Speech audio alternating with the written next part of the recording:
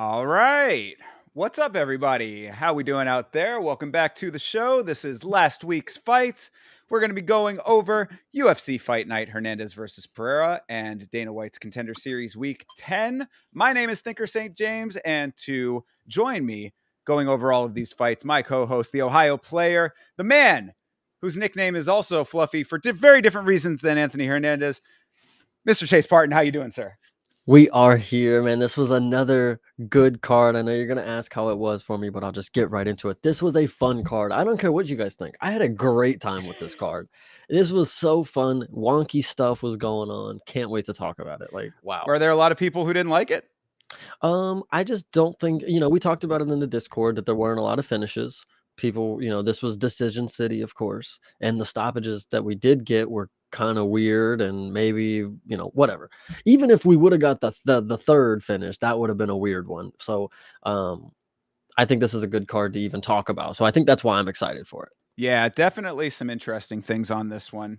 So, as I said, we're going to be going over every single fight from the UFC Fight Night, as well as Dana White's Contender Series Week 10, the finale of this season of the Contender Series. If you are in the chat and have something that you want to talk about that is not pertaining to the fight that we are discussing at the time, throw it in the chat. We'll come back to it at a later point in the stream. So, let's go to the beginning here. Fight number one. This was Robelis de Spain versus Austin Lane. What'd you think of this fight, sir? You just can't make this shit up. You really cannot make this shit up. And I'll actually be honest. Round one, when he missed the kick and he fell straight on his back, the picture of him falling, I don't know if you saw it. He was in straight wheelbarrow position, like hands down by his back, feet straight up in the air, falls on his back, gets laid on for the entire round. And we all knew it was over at that point. I will give him credit. If we're going to be nice, Robelis looked really nice in the second round, I believe. I thought the second round, he didn't look completely gassed to shit like he should have, after the wrestling, and he did against Waldo. I thought his striking was still somewhat, there. He didn't go to the mat, so it was like, fine, he was standing there and he was doing some little pity patter stuff. But in the end, he's just not made for it, man. He's got to go. I hate to break it to you guys. Yeah, it was very, unfortunate to see from the first kick, Robelis de Spain on his ass. I mean, like you said, the image itself is funny. You could definitely have added the Benny Hill music or any number of other soundtracks to it for comedic effect, because it was just a banana peel of a slip that he went down on there and stayed down. I mean, he was able to, like you said, he did a little bit better on the ground, but that's not saying much when he's not doing anything on the ground, like in the first place. So it wasn't as bad as the first time necessarily, but it was very, very bad. That is really the unfortunate note for all of this.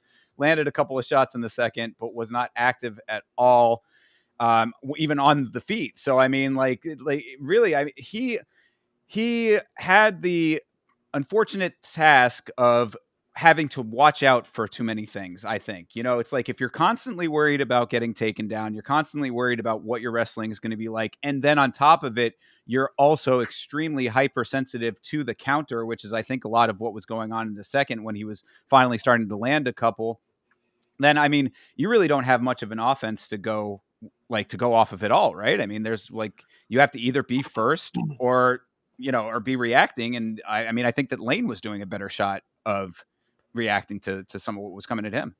I think when you bring it up, how he just first kick lands flat on his back. It's actually what happened in his debut. I don't know if you remember that. He landed straight on his back. He was able to recover though because he had a fat white slob against him. So he was like slowly like running a cookie monster over. And Rubelis was able to get up and throw a flurry of punches. Well, this time he got held down, and then in the first round, I don't know if you saw this because we didn't mention there was also another event going on at the time. So people did have scattered attention, I will say. But if you didn't catch this, this was the game plan of Mr. Robelis Despagne, by the way, is how you say it, and he was on the ground on his back and he went for a sub. And boy, I tell you, the round one sub bet for Robelis to Spain, I saw green in my eyes. And I'm like, somebody out there just hit the craziest bet of my life or their life, because he was about to do some, on the back. He was trying to just do like an arm lock or something. Like it wasn't obviously going to do anything. But in my mind, I'm thinking, one, somebody's about to be rich, and two, this is what you practiced in camp. You practice an on the back jujitsu move that's not a triangle or a fucking arm bar. Like, Jesus Christ, dude. But it was pretty bad. So those are the only things that I have to say other than that. Like, it was really embarrassing, and just this ain't the place for him. Yeah. I mean, sad to say, I kind of am agreeing with all of these points. I wanted so much more for Despain or Despagne, if that is the more That's correct what pronunciation. I think that's what they said in the announcement, and I was like, that sounds weird, but I'm not gonna tell bro how to say his name. He probably corrected it. So. Okay, fair enough.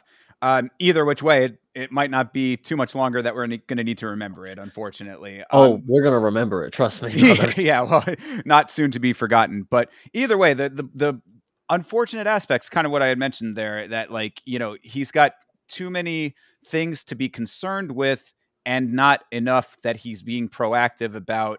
And if the camp is not doing enough to get him prepared for these things that he is obviously going to be encountering, like you would expect that you would at the highest levels of this sport, then there really isn't a future for him, at least not in the UFC. I mean, maybe you go and do karate combat might be an option. I would say somewhere that where getting taken down is not going to be something that you have to worry about as much, or if you get taken down, at least they'll stand you right back up. But yeah, I mean, either which way, this is it's a pattern that has now been formed with him. And what I had in the notes too is that Austin Lane obviously did his homework on Despain, watching these other fights that he's been in, and what the weaknesses are. You don't think that every other person that is ever going to fight you ever is going to do that exact same amount of research? It doesn't take much to know what your weaknesses are at this point. So if you can't fix them, then that's really the end of the story. There's not much else to say. I think the one last note I want to ask or Mm-hmm. throw on the table is, what does this mean for Taekwondo? This is the Olympic bronze medalist. This is the freak athlete. If he can do anything in Taekwondo, I'm sure this is the guy that can do it. And it became very inefficient. So Yeah, I mean, I think that perhaps there's a case to be made that Taekwondo is not necessarily the greatest base for the sport. I mean, but other people will be more well-rounded. So I don't think that that's really, I'm not saying that Robelis de Spain not being, a top-level MMA practitioner is necessarily indicative of Taekwondo as a whole being a poor base for the sport. I think it's just how you utilize that skill plus everything else that you need. And that's why this is mixed martial arts and not straight Taekwondo or straight BJJ or, any of the martial arts that people have as their base. You need to have all of the skills in the arsenal in order to be well-rounded. And we talk about this with heavyweights specifically a lot, that there really aren't that many well-rounded guys to begin with. So it's like, if you're already at a point where you're not able to do basic stuff that is going to get you out of snags on the ground and things like that, then the higher that you get, the worse it's going to get for you. I mean, these are supposed to be entry level. I mean, I'm not saying that even that like the Tafas or any of those kind of guys are necessarily entry level, but we've talked about guys who have had problems in certain areas versus guys who are better in one area over another, that type of thing. Like, you have to be able to overcome these obstacles that you're going to be facing as you rise in the ranks. So, heavyweight is like the least amount of hurdles that you will have, because a lot of these guys are not that well rounded. So the point is that, like, you're already having problems with it down here. Going forward, the problems continue to mount. So I don't know if it necessarily is a poor reflection on Taekwondo specifically. I think it's just the way that it's being used by this specific fighter in this case. 100%. Yeah, Yeah, I think if Rebellis was competent, he could be Surreal Gone. Like, I mean, it's not too far off. right. Like, Yeah, so absolutely. And then you have on the other side of the coin people like Jailton Almeida, who we've talked about plenty of times. Great with the wrestling and the grappling, but the striking is not there. So really, we need a hybrid of Jailton Almeida and Robelis Spain to come in and actually be, all things at once, which we have in every other weight class in the UFC. That's why it's so surprising to me that there is not a big guy who just masters all of these, basic functions of the sport to be that guy, but we just don't have it right now. And you see these guys with one skill over another and nothing in the other department that just end up in the same position that Despain is in. 100%. Just to answer the question in the chat, are we going to be dropping 308 predictions? I don't think that we're going to be able to get to 308 today, but my dude Chase Parton right here has a YouTube channel. You can see the link there at the bottom of the screen at CP Smalls. He will be doing his predictions on his channel. So make sure you subscribe to my boy for predictions. Hell yeah, man. I'm gonna be there for you guys. Absolutely. And then you'll get to come on here and see how many of them were entirely incorrect. But Yeah, for sure. And I want to give a special shout out to my boy Elite for showing up. Man, you are the best. I can't lie to you, man. yeah, shout out to Elite. Thanks for joining us, brother. All right. So, that was all that I had for that. I guess Yeah. the only other note about the previous fight, Austin Lane versus Robelis Despaigne, is that it is nice to see Austin Lane finally getting a victory after a large number of defeats. However, I think that that being said, this should have been the fight that Robelis Despaigne was able to overcome or at least do what he had done effectively already, because we know that Austin Lane can get knocked out, and he wasn't able to mount that offense. He looked gassed as well. So, fine for Austin Lane to stick around for a little while longer. I wouldn't necessarily say that that this is not an indication that he's going to be doing any better than he has done in the past either. Yeah, and you know what sucks is just true at heart. Rebellis is just a point strike and Taekwondo guy. Like, even in his debut matchup, that knockout. Did he knock the dude out? No, he just like dropped to his knee or whatever, and then the ref was like, "Oh my god!" So, can you really blame Rebellis for high expectations on somebody who's just a point striker? I mean, that's really what the sport is. Yeah, yeah. So there you go. I mean, we're gonna have to see how long Rebellis ends up sticking around now after all of this, because that's two. That's two in a row now. I mean, he's probably got one more, I would think, before they consider letting him go. But if he doesn't get paired up with a dude who's just going to stand in front of him, then there's not much more for him, I would say. And now everybody knows the weakness. Yeah, 100%. All right, so moving on to a fight that I know that you have a lot more opinions about than the Robelis Despain fight. This is Alice Ardelean or Ardelian. Alice Ardelian versus Melissa Martinez. I saw a clip of my buddy Chase Parton having some pretty heated words for the judges in this fight. What was that all about, Chase? You want to catch us up? First off, I want to say it's not even the judges. It's other people too, especially some in the Discord. So I want to point that out, that we are not always on the same page when it comes to some of these scorecards. We are no better than judging. We are human, guys. I hate to break it to you. And this fight right here, I had people telling me that Melissa Martinez dominated that octagon. And I just completely just could not have that. That was ridiculous. That was a stupid statement to make. And then the fact that not a single judge gave one round to Alice, I think I was about to have an aneurysm. I probably did, honestly. I maybe blacked out for a second. Like, there was a point in the third round, And people want to talk about, oh my gosh, she had her bleeding. That didn't happen until like the midway through the third round. So the first and second round, if you look at the striking totals at the like right before that cut happened, they had it on the bottom. And like Alice like doubled her strikes in every round. This fight did not go to the ground. How are you getting doubled in strikes? And nobody's landing, the Discord and the judging. Even Brendan Fitzgerald, I actually want to give him credit. I believe he was on that was Brendan. I think so.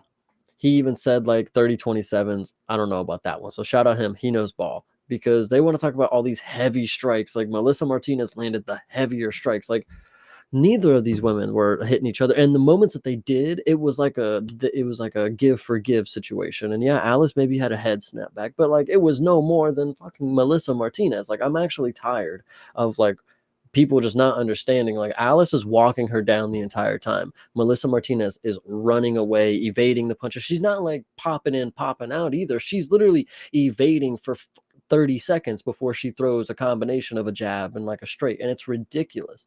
The fact that even looking at the striking numbers on the the stats is like Alice, she was doing her thing, and I don't care what anybody says. This is another robbery, and a 30-27 is what set it off. Even if she would have lost, by 29-28, something like that, I would have been cool. Split decision. Unanimous to 29-28 would have even been fine. But like unanimous 30-27 was absolutely ridiculous. And shout out to Alice, because she be fighting her ass off, and they don't really give her the props that she deserves. I mean, they brought her back for a reason, but 9-7, it's like, what can you expect now? So Yeah, that's tough. Losses are starting to mount. Yeah, no, I would definitely agree that 30-27 is a little ridiculous. I don't think that the fight itself was a robbery. I think that overall Martinez did enough when she was actually striking in the second and third. However, the first round, you're absolutely right. The note that I had was that it was stick and move without the stick part. You know what I mean? Like it was a lot of movement. She was absolutely active on her feet, but it wasn't any kind of actual output. So I mean, she was you want to say commanding the octagon. I don't think that that's that at all. I mean, Ardeline had her feet planted for a decent amount. I mean, that was the issue that she was running into, right? Is that she wanted to plant her feet, she wanted to start throwing some strikes, but since Martinez was moving so much, it was hard to catch her.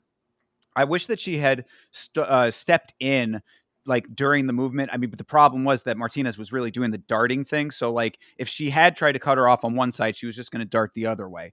So it was hard for her to find the range and actually land on her. You could tell that Martinez was definitely the faster of the two of them throughout the entire fight. That was obvious too. But when the striking did start to turn up finally, like I would say that Ardalian did end up landing a couple of decent shots when she was able to get her hands on her. It's just that by that point in the fight, I think that Martinez had gotten her rhythm as well in the striking department. So, yeah, I would say that unanimous 29-28 would have been way more appropriate. But that, yeah, it was a weird one for that. I think that just kind of tough throughout the whole thing. And of course, we got to talk about what happened with the possible TKO that did not become a TKO. That was just an unfortunate situation overall, because that could have negated this entire conversation. I did forget about that, and I would have been okay. I actually in the moment said, "Oof, they should have ended this fight." And even when they didn't end it, so let me paint the picture for you guys. Um, Melissa Martinez is obviously doing her thing, running on the outside, and she throws a nice little teep kick to the liver, and it actually was to the liver. But Alice Ardolian, as the performer that she is, of course, the entertainer, she bends over, and she's holding her midsection, not midsection, I guess that's the Yeah, her groin area, the right, right. groin area, and she's playing it off like she got hit down low. And at this point, the ref did nothing for a second or two, and Martinez just popping her in the face. And I'm sitting here screaming, "What are you doing? What are you doing? Defend yourself!" And then the ref finally stops it. And then, we're sitting here and we see the replay clear as day. Nowhere even close. Like it was not even close to the midsection. Didn't even get the belt line of the trunks. Yeah. So the ref's still giving them time, and we're sitting here saying, "Ooh, is they gonna end this? Like that should be a TKO finish." In my opinion, I think right then and there she didn't fight back. She dropped to her knees. The ref stopped. Whether it was questionable low blow or not, I think the fight should have been ended TKO to Melissa Martinez. I would have been very happy with that. Like, I would have been okay with that. But the fact that they're giving Alice a minute or two and then they finally run it back and they're like, nope, you're going. Like, you're still back in it. Come on. Like, it was kind of scandalous. But the 30-27 was even more scandalous. So, I don't know. That's, Yeah. So just to elaborate a little bit on what Chase is talking about there, yeah, I mean the kick was completely legal. You know, there wasn't any portion of the foot that hit the groin area. Ardeline certainly did sell a little bit, like she had gotten a low blow. Um, I mean, I wanted to try to give her the benefit of the doubt and say maybe that was just like a knee jerk reaction of some sort. No, she was absolutely selling. yeah. Um, especially once she knew what was happening with the stop in the action from Keith Peterson, who was the referee. It was an unfortunate situation for Keith Peterson. This is one of those ones where I'm going to have to play a little bit of devil's advocate because I know that everyone online is just automatically jumping down the referee's throat. The angle that he was at, it could have been perceived to be either way. Like where he was looking at it from, he didn't necessarily see the bottom of the foot, the heel, and where that made contact. So when you see a fighter selling the way that Ardalian did, it's understandable that he needed to go to the replay, needed to assess what was going on, and then he's put in an even worse situation because his only options at that point when he stops for a perceived foul is to either restart it or to stop the fight at that point, and then they would just judge. Or actually, I believe that was in the third round, right? Was that Yeah, it third was round? third. So yeah, so if it was the third round, that would have gone to the scorecards directly from there. So I mean, of those two options, it was the right call. I mean, it was it was the right thing to do based on the set of circumstances.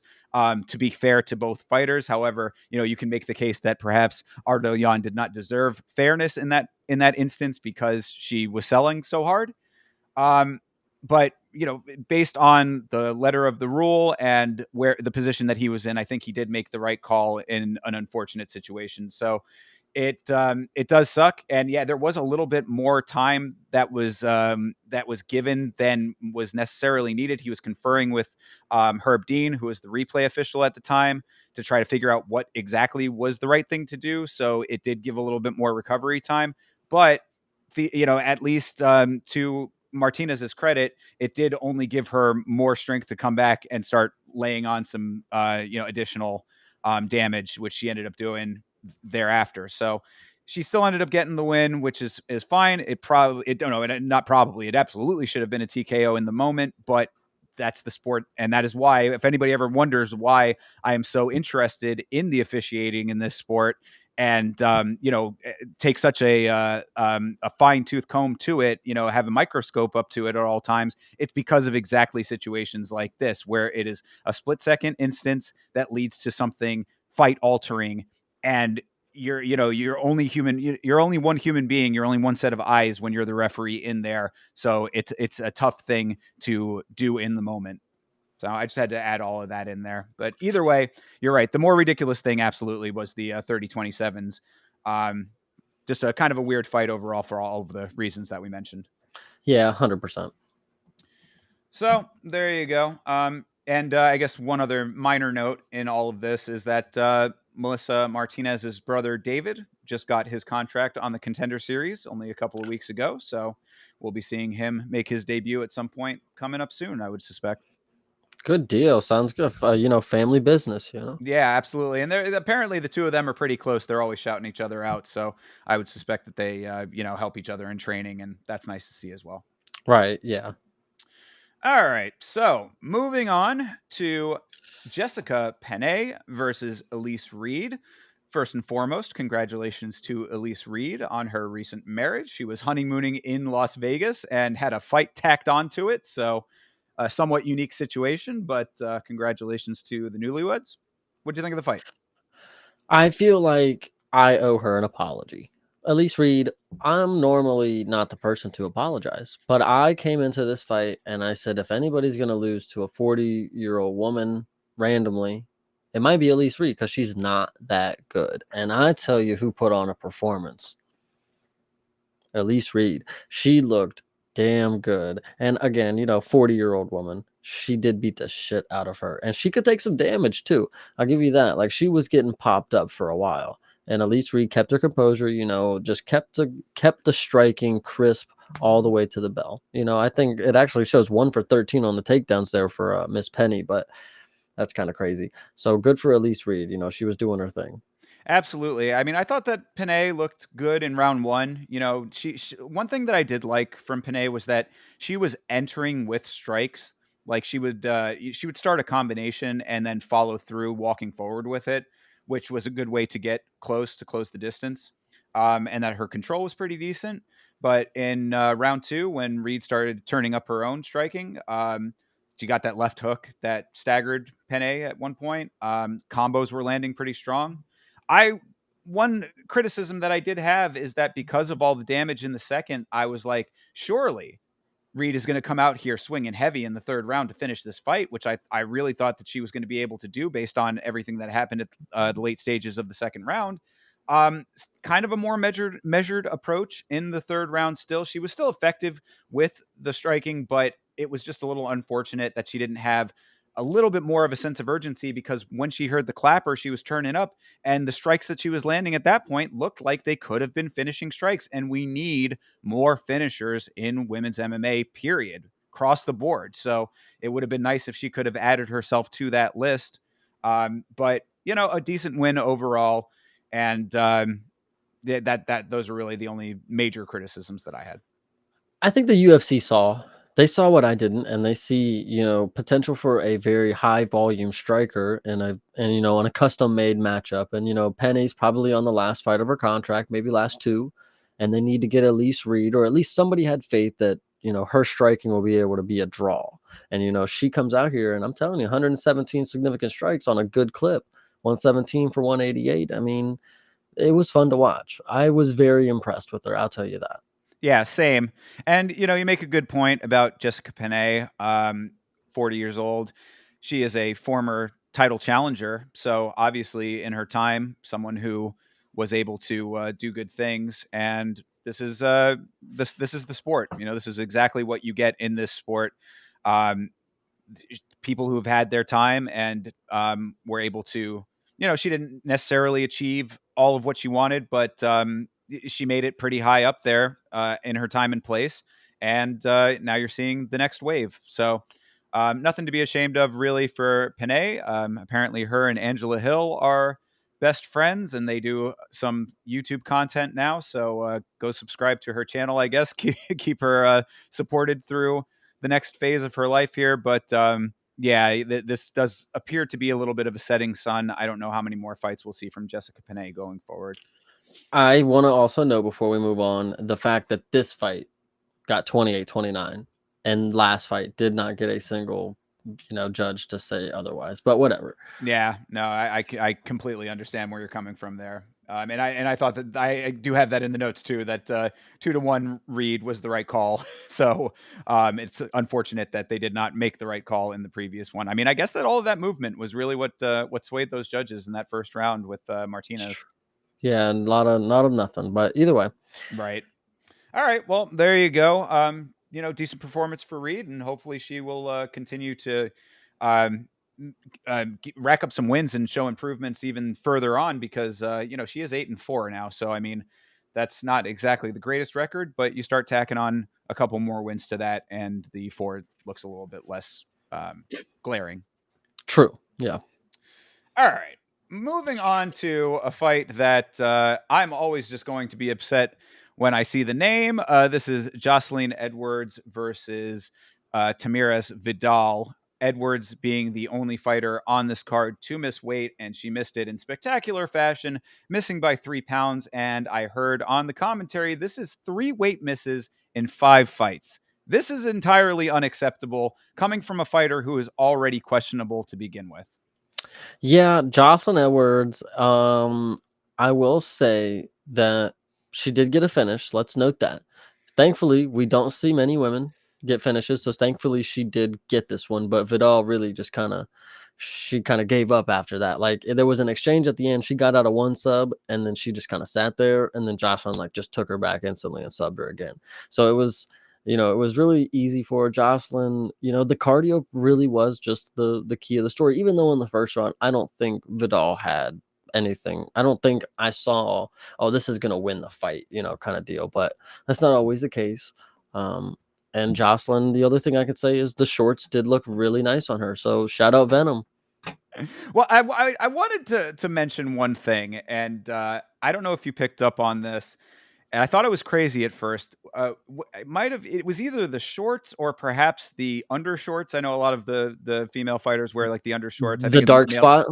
Well, no, I don't know that. I don't even know about. Maybe you'll have to catch me up on that one. But no, I believe that her undershorts were on backwards or inside Oh, out, perhaps, because it looked. I'm looking at the shorts at one point, and I was like, why does it say money on her waistline? And what I came to realize is that it was not money; it was Venom backwards. no, what I was talking about is sometimes with the shorts, I don't know if it's like sweat just actually like shows on the shorts, but like in the crotch area, bro, and towards the back. Like I'm not even trying to be like that, but it does look like they pissed themselves sometimes. Like I don't know. Like I don't know what be going on there. And that's, Yeah, boys and women. yeah, it could be leg sweat or something like that. Yeah, But but I also think it's like the Venom design too. Like it's just like in the shadow, it just looks darker. Like I don't know. Like could be. Either way, shorts aside, this was a decent win for Edwards. I would say that she picked some nice shots. I was impressed by the selection that she was going with when it came to the strikes that she was landing. Three spinning back fists landed, which I was pretty impressed with. A lot of times she these got that fighters. from Eileen. Yeah, very well could be. A lot of times they're throwing those spinning back fists kind of wild, and a lot of times they'll even throw them like up and high, which I'm like, why are you even throwing that if you're just going to go like helicopter over the top of their head? But three of them landed, which I was like, man, that's pretty noteworthy. You could tell that she was obviously more powerful in this fight. I'm sure that a lot of that had to do with those 3 extra pounds, but I'll digress on that one. She was dominant pretty much everywhere in this fight. Like you were saying, Vidal was not really putting too much out overall. She was really kind of fighting a little bit reactionary, I would say. And towards the later stages of the fight, that obviously caught up with her. And that's really about it for the performance. I've made it very clear over the time that we've been doing this show and beforehand even that I am not a fan of Jocelyn Edwards. There's just too much negative to be outweighed when it comes to her. And she, in her post-fight interview, said how hard she is on herself regarding the weight misses, and I'm not the type of fighter that's going to be okay with missing weight, blah blah blah, all this kind of stuff. If it is 3 of 5 fights now that you have missed weight in, you're crying wolf over here as far as I'm concerned, and I just can't abide. Yeah, and I want to actually say too that I'm starting to get this vibe. I don't know, it was at the end of the second round, I believe. Like they got into like they like shoved each other, and I don't know what Jocelyn Edwards' deal is like causing beef. Like I know women, they're catty, whatever you want to say. Jocelyn Edwards, I think, being one of the only fighters from Panama, she's trying to put on a reputation like, we're not to be fucked with around here kind of deal. I got to be the bad girl. So I kind of dig it. She does always come in here, make it a little spicy. And then at the end, she makes up with them. But, it is what it is. Yeah, yeah, perhaps that's what it is. I mean, really, the like all you would have to do is like tighten up your technicality a bit more and not miss weight, and then all of you can be as catty as you want. I think it's a little bit disrespectful to be having the bad girl image when you're getting, I mean, arguably, I mean, look, I'm not trying to put it on her necessarily, but like there is a case to be made that you're getting some of these wins based on these weight misses.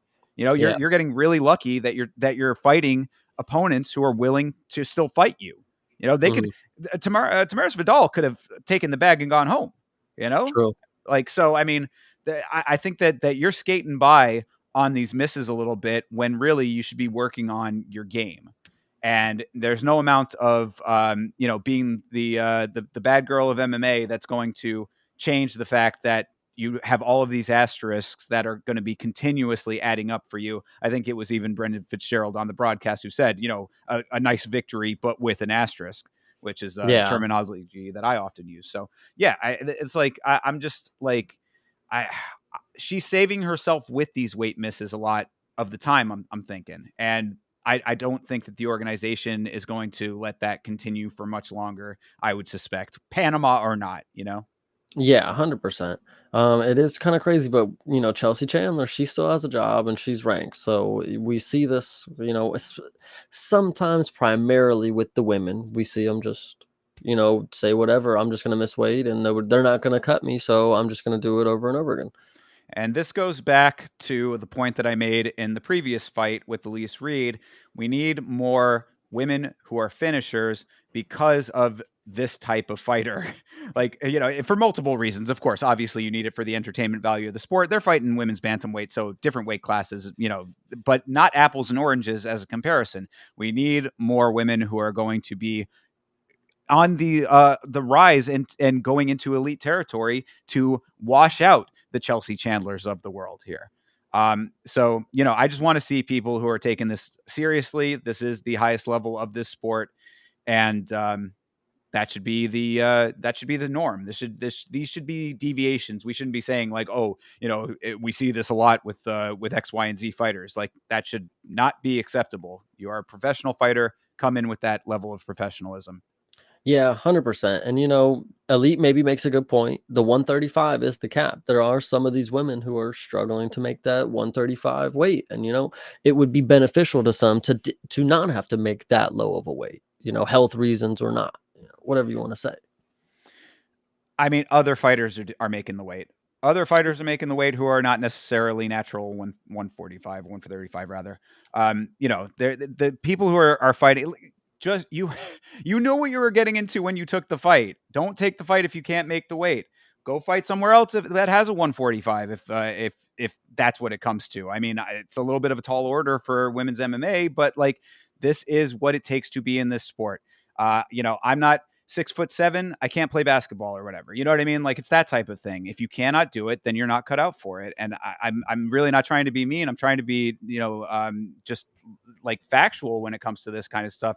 Really, it's plain as day this is the base level of the sport. All of the skills and stuff is on top of that. But being able to enter the cage, in fight shape is the bare minimum that you need to be a professional fighter, I would think. 100%. So I understand the point, though. All right. Moving on to a much more exciting fight. This is probably one that should have been fight of the night. They did not award it, but this is Jean Masumoto versus Brad Katona.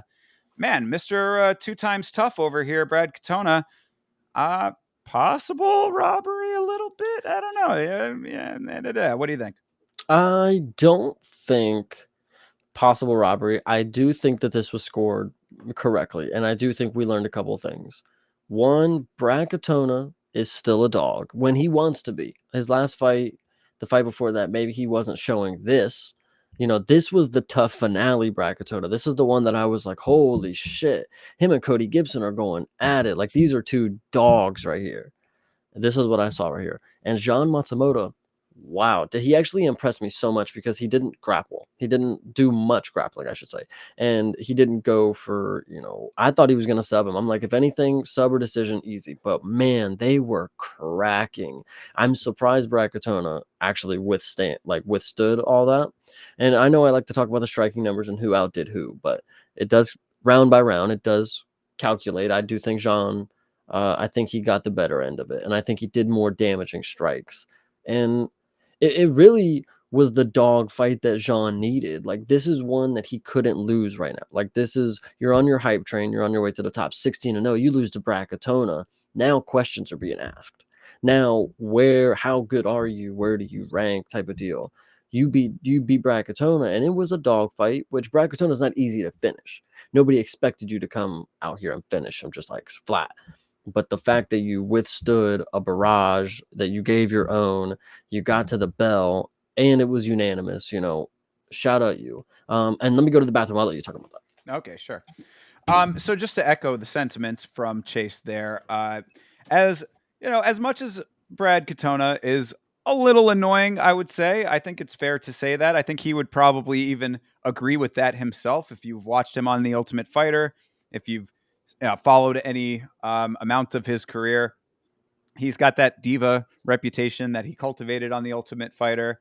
Um, it does still very much sting that he beat my dude Cody Gibson in the finale of his most recent season of The Ultimate Fighter. Of course, he's on there twice, but the more recent one, absolute banger fight with Cody, but ended up getting his hand raised in that one. Fight of the night performance from both those guys in that one. As much as all of those things may be as they are, Brad Katona is just a fun dude to watch when he is striking, man. Both of these guys have very big frames for smaller guys fighting bantamweight. So they were utilizing their obvious, what the physique would tell you at least. Of course, physique does not equal power, but with both these guys, I think it's pretty safe to say that the physique does tell the tale. They're using their power effectively on both sides, and it was a very fun fight overall for those reasons. The other big note that I think was probably why it did swing for Masumoto, because I mean it was pretty even in a lot of those exchanges. I would say there were a couple that were a little bit more on Masumoto's side than Brad's, but I think Brad had a couple of times, especially that lunging forearm, the lunging elbow, looked really nice from Brad. I would say that Masumoto is very confident in his striking for a dude who is younger, and he's riding this what was a 15 fight, now 16 fight win streak unbeaten.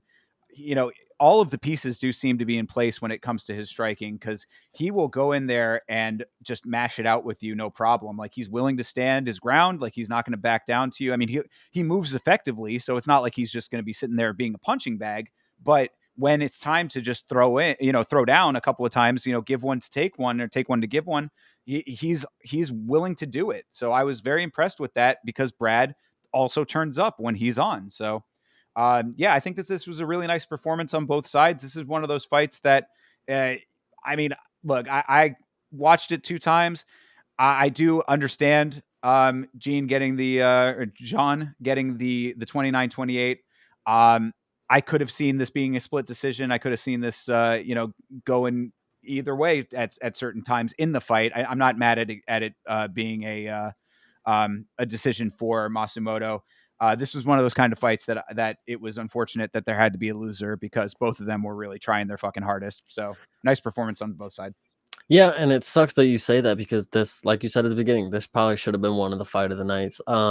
It sucks that it's not, but I want to say that, and I know similarities because 16-0, whatever you want to say. This looked like how confident Tatsuro is with like all of his skills and like what he's equipped with in the cage. Like John, I feel like this match right here, he showed, like you said, he's the confidence in his striking, not just his striking, but like his grappling and his ability to defend grappling and clenches, and it was a good showcase for him. Yeah, for sure. No, that's a good point to bring up as well. Is that the defense was certainly good for him as well. I mean, he's got a very well rounded skill set coming into these fights that now will start getting harder for him. So it's going to be nice to see.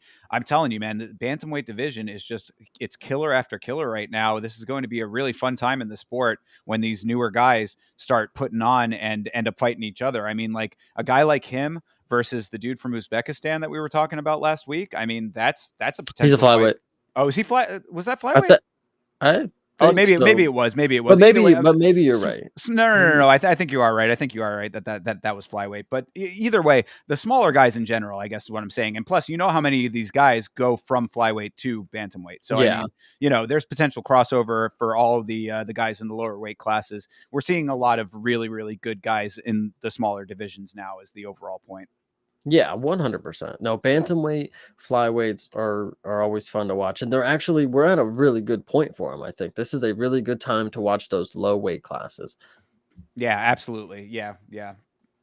So, all right. Well, that was a really fun one.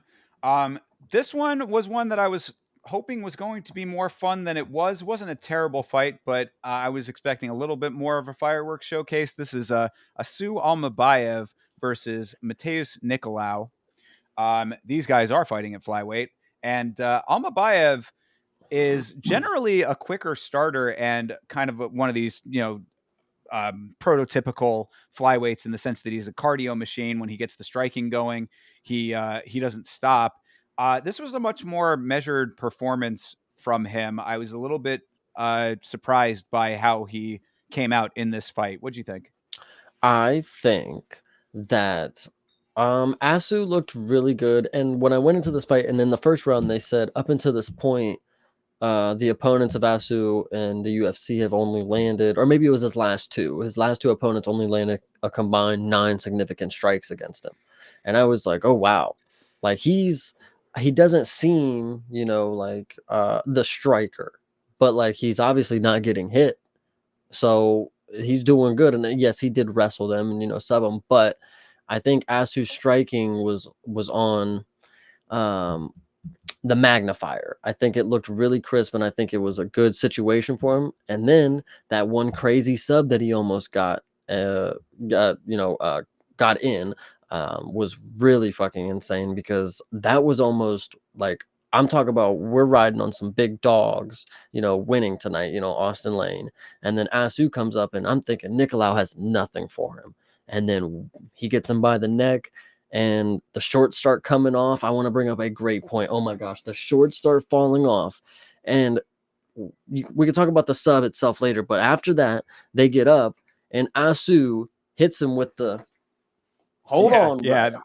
Hold on. I'm gonna pull my pants up. Like, brother, that was probably the funniest thing I've ever seen a fighter do, because like that's some real shit. Like, bro, let me pull my pants up. Like, wow, it was great. And one other note, I don't know if you noticed it. When his shorts did come off and he pulled them back up, the tag was still on them when he like I the did not. I don't know if it was but it's like a little plastic piece like hanging in the bottom, and like he like fixed his shorts, and like it was hanging out for the rest of the round. Like, oh my goodness. So this was fun.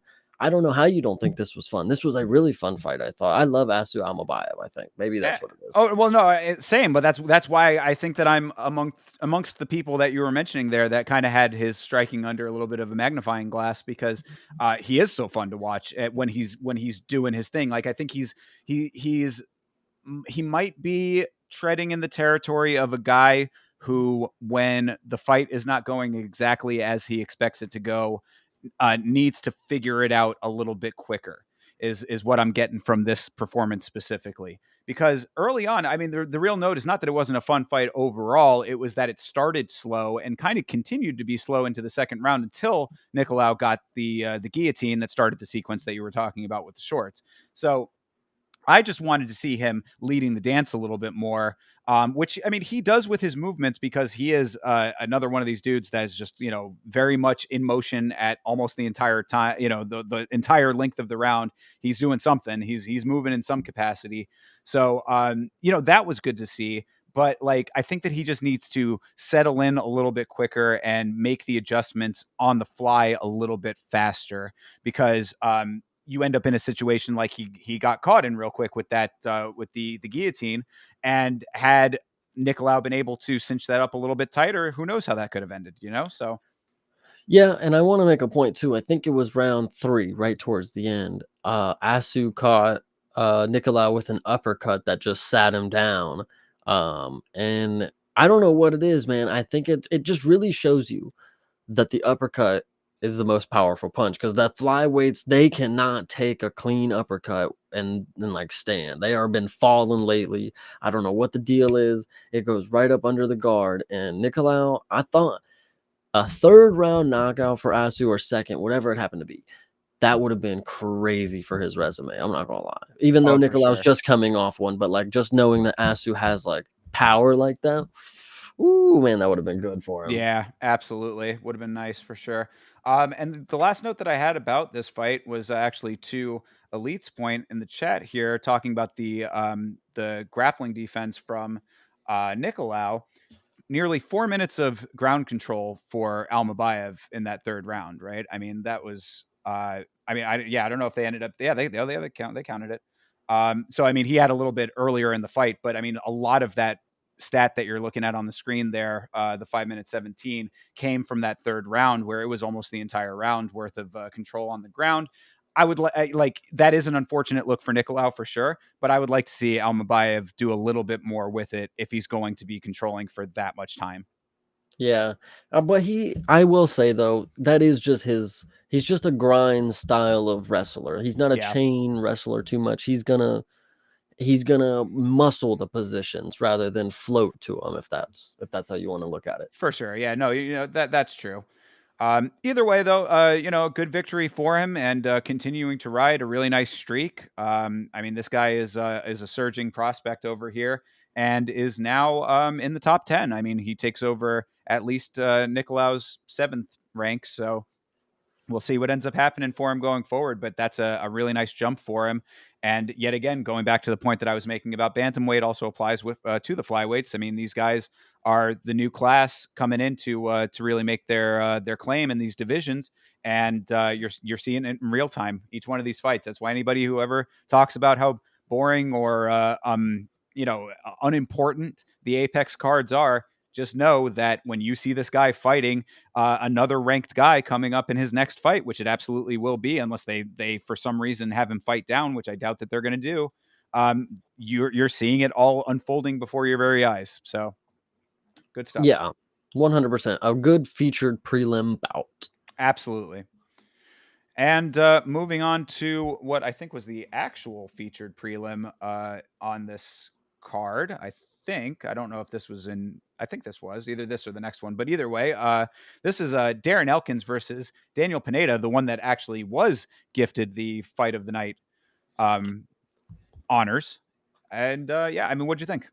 I think it was deserving for a fight of the night, I guess. If maybe there was some other good performances on this card, I think this was a weird one because these dudes are 39 and 40 years old. This was just two old men throwing shit at each other. Like and Daniel Pineda, although he doesn't look old. Although when he retired, I'm thinking like he looks like he could, like youthfully, he looks like he could go a couple more years, but skillfully I respectfully understand why you're retiring. You needed to, brother. You're just getting beat the shit on by a 41-year-old man. Like, and he's one of these, I don't want to say a meme, but like he's like your Trevor. He's like the ceiling for Trevor Peak. Like that's basically what I would say. Another person that I could maybe think of, I probably can't. But I'm gonna say Trevor Peak, this is at his glory days, would be Darren Elkins type of deal. So I don't know. It's Yeah. weird. Well, that's on the Pineda side of the card here. On the Elkins side, of the fight rather, on the Elkins side of this fight, Uh, I was just very happy to see Darren Elkins continuing to do what he does. You want to talk about a grindy fighter? That is Darren Elkins to a T. I mean, he'll brawl when he needs to, but mostly what ends up happening there is him getting cut. It was nice to see him on the giving end of the damage as opposed to the receiving because he does cut so very, very, very easily. But I mean, really, in this type of a fight, Pineda is one of those guys who, he's a goer. Yeah, you could probably throw that journeyman title on him. I think that would be appropriate, especially now in retirement. Um, it makes sense to have that as the assessment, but you could also put that on Darren Elkins. And I don't think that there is necessarily a negative connotation when you have two of these guys fighting each other and they put on a performance like they did here. The criticism in the chat on the watch along was that this was turning into a little bit of a bar brawl. I wasn't mad at that either because honestly, I thought that both these guys were really going for it the entire fight. Pineda had that nice guillotine early that he sunk in. Lost it, and then Elkins gets in some really nice damaging shots early as well. And that was kind of the pace that was set for the entire fight. It was nice to see these older guys with the cardio to be able to do that. It did slow down, it did get bar fighty a little bit, but still, this was not a bad performance on either side. I think that for Pineda going out in retirement here now on this fight, this was a good one to be able to say, like, yeah, you saw my retirement fight. It might not have gone my way, but I tried my very best. And, I think I put on a good show overall. So I think that that's entirely appropriate. And Darren Elkins, man, just continuing to be that guy who will go out there and fucking get fucked up to fuck somebody up and make it fun in the process. So I was happy with this fight. Nate the Train, that's the dude. That's another one that I was thinking of. This is Ah, who Darren Elkins reminds me of, Nate the Train kind of deal. yeah, I So could see Nate the Train probably being in the same category a little bit later on down the road. yeah, but all in all, this was a fun one to watch. I know I said, this was the 2 old men fighting, but that wasn't a diss. Like, I do like, hey, old men gotta have mon they gotta get paid too, you know? So, Well, and it's really about the entertainment value that you present with it. It's like that's why like guys like Jim Miller have such long careers. You know, I mean, like these Iron Men of the sport, they go out there. They're not super shit talky guys. They're not going to be huge personalities. They go, they fight, and that's what it is. And that's those are a lot of the time some of my favorite fighters. I mean, I always go to Clay Guida as one of my absolute favorite fighters for that exact reason. He's a dude that will go out there and fight with everything he has every time that he does it, and that's what you get from him. And I think that there's a very necessary place in this sport for that type of fighter. yeah, I'm waiting to get my, personal list of all the fighters, like, down the years that I could say were just they were always ready to fight whoever, and I could say, like, they fought some of the scariest people kinda deal, like, people who didn't wanna fight this guy, like, okay, coming up this weekend, people who didn't wanna fight Hamza, Rob Whittaker is gonna take that fight again type deal, he wants it Right. now, Yeah. so that's some crazy shit, I will remember that, so Yeah, absolutely. And this was Darren Elkins' 40th pro fight. You know what I mean? Like this is like a long career of this. And he even said it in his post fight, and I loved it when right after Pineda had laid his gloves down. Good for him to know that it's the right time to do that. But when Darren Elkins asked what's next for him, he said more of this, and I was yeah. like, perfect, because you know what it is, we know what it is, you know what you're getting with the Darren Elkins fight, and I'm just okay with it. Like I think that there is like this makes perfect sense for this level of fighter, this type of fighter. I have no problems with it whatsoever. Yeah. I agree, man. This was a fun one, and for the hype set by that really trashy tattoo, lived up. Right, and that's that is the note on the watch along. I had said an interesting role reversal for Elkins to be the one dishing out the damage when not Yeah. only does he often take all of the damage, but has it tattooed on his chest. So, Yep. Yeah, yeah, it is a weird one because I'm sitting there and I'm like, man, the damage that the damage is inflicting is crazy. So it's a horrible one to commentate, but it is fun. yeah, absolutely. So, shout out to Darren Elkins, and as I always have to throw in when we talk about him, fun fact that he is the unknown fighter in the Emma logo. So, special place in my heart, Darren Elkins. All right. All right. Well, yeah, moving on to a fight that I think a lot of people were expecting to go one way, did not go that way, and a fighter who loses a place in my heart. This is Jake Hadley versus Cameron Smotherman. Smotherman coming in on short notice, and his only other note in the UFC or UFC adjacent, I should say, was his loss on the Contender Series, picking up a win here over Jake Hadley. What'd you think? I think Jake Hadley is exactly what Elite said he was. And it must be that, an English knows an English. You know, he said he just doesn't show up sometimes, and I shouldn't bet on him because he's inconsistent, something around that. And wow, Jake Hadley just did not do anything. And then well, actually no. So there was some interesting things. First there was a cup shot. There was a cup kick early Right. on by Jake Hadley, I believe. I think he was the first one to do it. And then there was some eye pokes. One And specific, very bad one. one specific very bad one. And then I will say, after they broke, when they took a point, was then the only moment that Jake Hadley looked like he wanted to win a fight. There was a very split second after that. It was like maybe one flurry where he was like, "Oh, I got to go finish the fight," and then he went right back to doing nothing. That was the only thing I brought up that so far is because he was just so unimpressive up until he was like, "Oh shit, well the fight is over. I'll give it one last go real quick, and then I'm just coasting to the decision." Like it was ridiculous, not gonna lie. If Yeah. people if if he told friends and family, bet on me, I'm gonna do really good this weekend, and that's the performance he gave, hey, to each their own. I mean, somebody must have made ridiculous underdog money on this fight because Smotherman looked good. I definitely thought that his striking looked clean. He was mixing in a lot of nice body shots along with the head strikes. So I mean, I thought that he was pretty technically sound in this fight, but you're exactly right that Hadley did not look like he wanted to win this fight, so it wasn't exactly very difficult to land your shots when you're not having a massive amount of opposition coming back at you, except in the form of fouls. So I mean, that's an unfortunate look for Hadley on that aspect of it. Of course, then the nut shot paired with the eye poke, which was, as I said, a really bad eye poke. I was actually I wanted to ask you what you thought about the point deduction because Tyone had said, I had warned you verbally beforehand. I had said, before he talked about how backstage they briefed them on the rules, all that kind of stuff, and then he took the point deduction at that time. Did you think that it was appropriate to take the point deduction even with the verbal warning as opposed to the hard warning? I thought it was kind of nuts for that being the only, like, we never see points taken, like, seriously.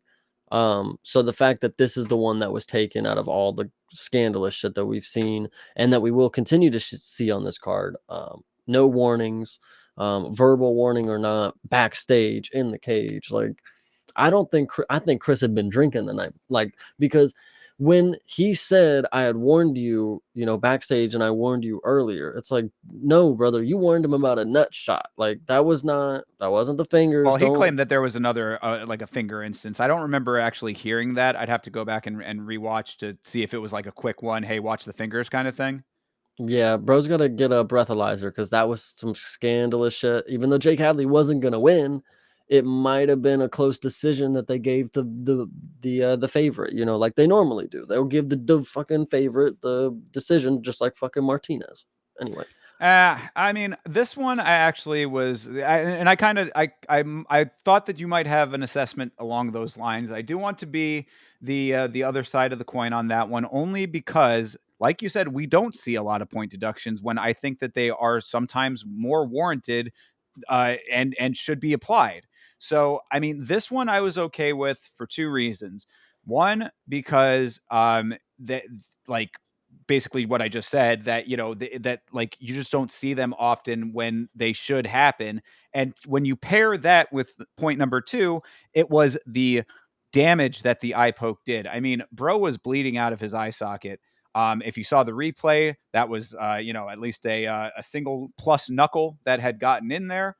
I mean, this was a bad one. He took a lot of time, which I was like, good for you for actually taking the time. He was doing everything right. Smotherman was in the neutral corner when he was asking how much time do I have? I'm gonna go back. I just want to make sure that I'm okay. I was okay with all of that aspect of it. And in this case, I do think that it was appropriate because it was, in theory at least, it could have been fight altering, and that should also be taken into consideration. And what I always think of when it comes to that is, I believe, don't quote me on it if it was the which fight it was, but it was Moreno versus Figueiredo. I believe it was in the third fight, where it was the cup shot that um, Figueiredo landed on Moreno that ended up getting a point deducted because of the severity of it. Mm, It was either the second or the third. I know it was yeah. one of those two. Um, it was, I believe, the only cup shot that had happened in that fight, but the severity of the shot, and if you watch the replay, it was very severe. It warranted the point deduction, at least in the referee's eyes there. So I do think that there is some merit to factoring in the severity of the foul, in addition to just the number of times that they occur, because we see sometimes with back of the head shots they get called in the moment, um and then it's like within sequence it doesn't make sense to necessarily stop action for it or take a point or any of that kind of stuff. But like if it was legitimately like back of the head and the dude is just like starts seizing up or something, god forbid, then I would think that that's fight altering. That should be, point deduction worthy. Again, these are the small instances in this sport, which are why I pay so close attention to the officiation, because like there's so many factors that go into these things in such quick succession that it's not an easy task to to oversee all of the action. Yeah, 100%. So, yeah. So, either way, the point was deducted, and I also agree with the assessment that you had that like right afterwards, Hadley finally had a fire lit under his ass. That like, oh shit, now I'm really down. Because I would say that he was down that first round too. I guess some people were saying that they might have given him the first and that it was going to be 1-1 going into the third, then plus point deduction or whatever. I was like, I definitely didn't see that. I gave Smotherman all three of these rounds, even without the point deduction. So, Yeah. because I think that it was Toby in the chat, shout out to him, saying that he thought that Hadley took the second round, point deduction notwithstanding. I was like, maybe there's a case to be made there because of him turning up afterwards, but then the point deduction nullifies it, turns that into a 9-9 round. I think that this all ended up working out how it was supposed to, and this all falls squarely on Jake Hadley. Everything that we're talking about right now really does fall onto him, and that's the bigger point in everything. Yeah, 100%. He definitely let a lot of people down, and you let a dude step up on short notice, plus 400 dog, and you get outclassed by him. He actually looked really good. He looks really, really good. So, Yeah, I say he looked really sharp. It was surprising to me that that he even got this fight based on all of what we just talked about, him losing on the Contender Series, and probably just needing to fill a slot more than anything. He's the guy that picked up the phone, is how I put it in the Discord. But all that being said, I mean, obviously he is taking his time outside of the organization to get some wins under his belt. I think he was coming off of 2 wins in other organizations coming into this fight. Short notice, looking really crisp with his striking, and the impetus was not on him. So, like, I mean, really, you're not only are you riding for England, which of course, you can debate the merits of that. You're from England. You don't have to put the entire country on your back necessarily, but some people feel that way when they fight for, their home country. Put that to the side. The fact is that he is looked at by a lot of people as an ambassador for MMA in the country of England. Like, that's kind of the reputation that he has and he's cultivated for himself. So, like, if you're one of these dudes that is representing the sport for your fellow countrymen, and you go in there and get completely outclassed by this newer guy who is coming off of a loss that would have gotten him into the organization in the first place, really a negative look in all of this. And it's unfortunate that he had such a spotlight on him because of all of those factors, but it is what it is. And, you kind of blew it, my guy. yeah, back to the middle of the road. Yeah, hopefully Nathaniel Wood can be the other ambassador for the sport that actually is able to do what he needs to do for England. Yeah, 100%. All right. Well, moving on to the next fight here. This was a nice performance, I would say. Actually, pretty decent on both sides. This was Charles Johnson versus Sumadarji. Charles Johnson continues the win streak. What'd you think? I think this was really good. Probably also another good fight of the night candidate. This was a really good firefight. Again, flyweights, and these are huge flyweights, guys. These guys are tall. Charles Yeah. Johnson is already tall himself, and I'm pretty sure Sumerdaji came in as a little taller than him. He looked a little taller, but it was a dog fight, and Sumerdaji had never been finished on the feet before this. So it was impressive that Charles Johnson arguably could have had this fight stopped. I know we talked about the one with Alice, and then we'll talk about one later. But this one right here, I think Sumerdaji was done. I think he was done, and the ref, for some reason, the ref didn't stop it, and he got it together. Like, I don't know. It might have just turned to life or death at that point. Like, he realized the ref wasn't going to save him. Like, I don't really know, but it looked like he was hurt. So that's my Well, he thing. Shout out to definitely Charles Johnson. For sure, yeah, no, and he definitely got dropped, and it was, it was looking like it was trending in that direction. I think it was okay that Mark Smith let this thing go on a little bit longer, and then of course, it went even further because shout out to Sumer Darji for being able to get his wits back about him and still fight like nothing had happened thereafter. I was very impressed by the recovery from Sumidarji. That seems to be a little bit of a trend with fighters from China. I've noticed is that when they take some heavy opposition, or maybe just Asian countries in general. I don't know if Mhm. that's just across the board characteristic. I don't want to tread too out of pocket, but it just seems like the recovery like ends up working out in their favor when they have a little bit of time to get back into the fight. So nice for him to be able to show why it was a good call on the referee's part. But you're Yeah. right, it was very close to being stopped. Um, yeah, and one thing that impressed me with Johnson here was that this guy knows how to start a fight. This is what I'm talking about when I talk about guys who are quick to the draw. This dude comes out and is just immediately pressuring, immediately putting it on him. The striking's there, the wrestling. He's got him up against the cage. He's pushing. He's doing all the things that you want to see when it comes to leading and setting the pace. So I was very happy with that. And then, of course, fighting at flyweight, even for bigger flyweights, as you mentioned, the cardio is there as well. So it's like Johnson is one of these guys that strikes me as a dude who almost Terrence McKinney like, in the sense that he's gonna fight until he can't fight anymore, and you just have to hope that you can overwhelm him in some capacity, because he is not going to stop until you make him.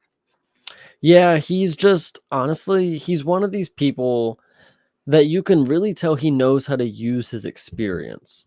Not Yes. just not just I'm trying to think, like he just knows how to put himself in the right mindset against a lot of different opponents. Like, with Josh Van, he knew he had to spook, the new guy. He had to show him that shit ain't sweet, put him on his ass. Sumerdaji, another thing is like I don't know, want to give a lesson to what he fucking taught him, but like Charles Johnson was really, really experienced in this fight, and he always is, and I just love this guy so much. Same. Yeah. I mean, he's gaining fans left and right now. And, earlier on in his career, I want to say it was maybe like 2 fights ago, or maybe even 3. I remember being on the watch along with Vitz King and saying, actually, I think we had said something similar on this very show, where it was like, you're whatever it was at the time. Let's say it was like, 15 and 5, or whatever it was. It was just like, the point is that, he was at a large amount of fights under his belt. And it's like, dude, like, if you're still having X, Y, and Z problem at this stage, then maybe it just isn't something that he's going to fix. Maybe he's just not the guy who's going to be able to adjust and start, really coming into his own. I think that over these last couple of fights, he has proven that he is that guy. And like, that's very nice to see. He is the any kind of problems that he was having earlier on, where he was racking up a couple of losses, seems to have subsided. He's really settled into the role that he's playing now, and adjusting very well to his opponent. That was another note that I wanted to make about that sequence where he had him dropped. He was exerting a lot of energy to try to finish Sumidarji when he was on his back there. And then once he realized that it wasn't actually going to happen, he like had to let off a little bit. It did look like it might have depleted him a little bit in the later part of that second round. But by the third round, he still had enough to have the wherewithal to continue fighting at the pace that he had already set. And I was like, that is exactly what you need to do, because if you can't get the finish in the moment, you still have all that rest of the time left. You can't just be out there, emptying the entire gas tank and leaving yourself wide open for the remainder of the fight if it doesn't get stopped. He didn't let that happen. So I was really, really satisfied with this performance. And one other thing I did want to say too is that on Sumidarji's side, this was like, he deserves all of the credit in the world for being able to keep up with all of this. I mean, like, because Charles Johnson now, like we're saying, is this graduated form of him. He's not exactly a guy that, like, in a foot race, I wouldn't want to be the other side of that thing. You know what I mean? Like, this dude is putting on a pace that would crumble lesser fighters, and Sumidarji was really able to hold his own against all of that, especially after the sequence that we've mentioned with him getting dropped. So really a good performance on both sides. Johnson gets the win. I think it was well deserved, and I don't think any stock was dropped for Sumidarji in my book anyway. Yeah, no, and from what I understand, he hasn't fought like in a while It had been a since while. Yeah, before. they made that Yeah, note on the commentary. so yeah, he's a guy that I would like to see him be more active. I mean, why not? I mean, this was a fun fight, and I don't mind watching you. Yeah, absolutely. One funny note that I did want to bring up was that in Charles Johnson's post-fight Octagon interview, he said something along the lines of, I'm doing all this work. These guys can't beat me, yada yada yada. And then he said, "See, they have to bring people in from Japan to fight me." And of course, Yeah, Sumidarji is of course from China. But yeah, good deal. just Yep, had to that's throw an that in there. American for you. Yeah, right, exactly. The American grasp of geography. But anyway, that's just a little funny note. But overall, yeah, really nice performance for Charles Johnson, and I gotta believe that this is going to be pushing him back into the territory of getting higher guys again. I mean, I think that he had already been trending that way at one point. Super active. You want to talk about Sumidarji not being active? Charles Johnson, that was I think what he was talking about in his post fight. How he fought like 5 times in a year or something like that at one point. It's like, dude, that's insane. So I think that now that he's starting to rack up these wins, if he wants to continue staying active, that it would be about time that he does raise up. But now that does beg the question, because of what we've been talking about. This card is good for this broader conversation because we've already talked about it a little bit before. He's fighting flyweight. There are killers at flyweight now. How do you think he fares against some of these other guys who can also hold their own and are going to be as active as him? I think Charles Johnson's in a rare form right now, and he can go as far as he wants to take it. I know we had this little short notice step up run, but like if he starts locking in, he could have some serious, implications by, like I said, using his experience. He's been around the block. He knows a lot of different types of fighting styles to counter and to, profit off of, I guess is a way to say. So I want to see more of Charles Johnson. I know more is saying a lot because he's already fought 5 times, but we need some more. I love seeing Charles Johnson. But if he wants to just always be that guy who's known for I'll just fight anybody, low ranked, high ranked, Kevin Holland of the flyweights, like whatever you want to Right. say. Yeah. That's why I was So definitely going to draw that comparison as well. He could be that if he wants to. It would be nice to see him continue on moving up though, because I think I agree. I mean, like he offers a lot of problems to people that you wouldn't necessarily think have would encounter as many problems. Who have those yeah, holes in the game. I think he can exploit them pretty decently. So shout out to Skullet Gang. Shout out to Energy. Shout out to G Unit, as Chase Parton might say. there you go.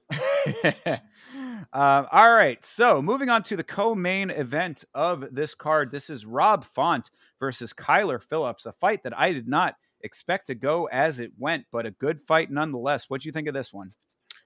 Listen. You didn't expect it to go this way. Me neither. But everybody, not everybody, some people on the end that I would hear, they knew Rob Font was going to win this fight, and this is crazy because he's really old, especially for bantamweight. But when the time came, I think I felt it. I think I felt that Rob Font was going to be able to do it, especially after the first round. Kyler blew his gas tank, and he didn't have anything that second and third round. It was bad. Honestly, he looked worse than I had seen before, and I thought he was going to look his worst against Pedro Munoz at the time. But Rob Font, again, experienced, being a veteran, and we talked about the Denver card. Did elevation have a factor? And it's like, no, I didn't really think so. I did not see anybody look like Kyler Phillips looked in this fight right here. He was like dead exhausted by very quickly in the second round. Him and somebody else that we'll talk about next fight. So it was bad for him. Can't explain it. Yeah. So I let me put a little caveat on that intro that I gave. I did not necessarily expect this performance from Kyler Phillips, but I do want to say that I had said on the watch along that if there was going to be a dog that comes through heavy on this card, Rob Font would be that dog. I ended up putting money on Rob Font, and that covered my entire betting for the evening. So shout out to Rob Font for saving my ass. So Yeah. yeah, so I mean, the veteran status absolutely showed through from Rob Font.